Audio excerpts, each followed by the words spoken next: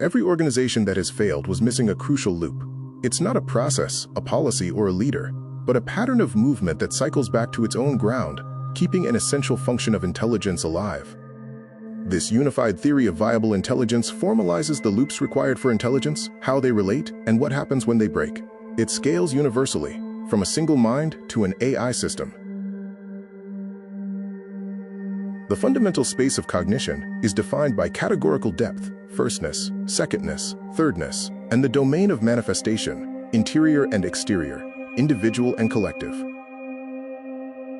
These symbols represent the invariants that persist across movement in the cognitive space. Intelligence is not found in any single cell, but in the movement between these material elements. The operations are the math translated into movement.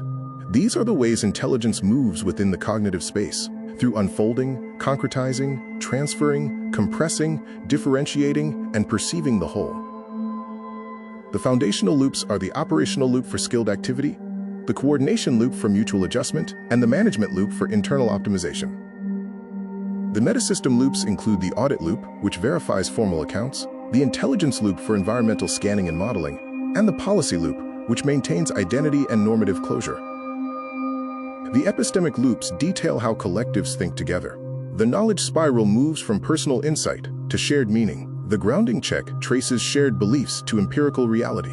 The legitimation loop reinforces shared meaning.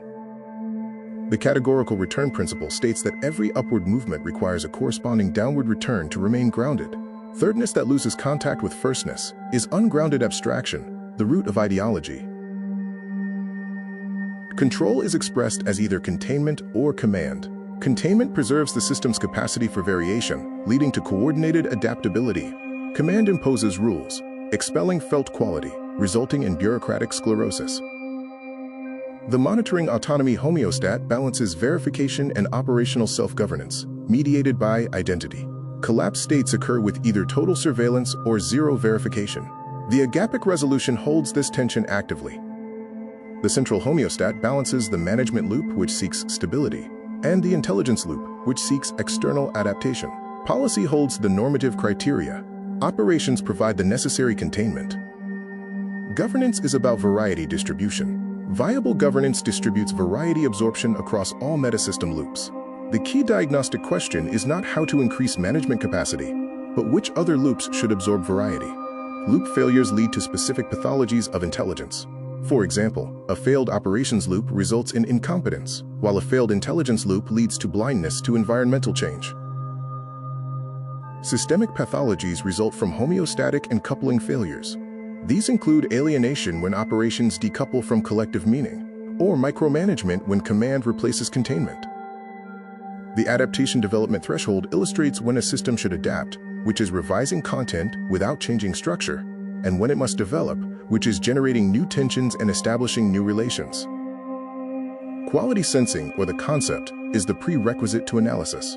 It is the qualitative character of formal structures perceived before analytical processing. Systems that bypass it may grow formally but lack vitality. Model diversity is a structural consequence of the geometry of cognition. Understanding requires multiple, foundationally diverse models whose collective coverage approaches completeness. There are pathologies of model diversity. Foundational capture is treating one basis as the only legitimate grounding point, leading to disciplinary tribalism and coverage collapse. Strategic dynamics involve an irreducible triadic structure: agent A, agent B, and the game structure itself.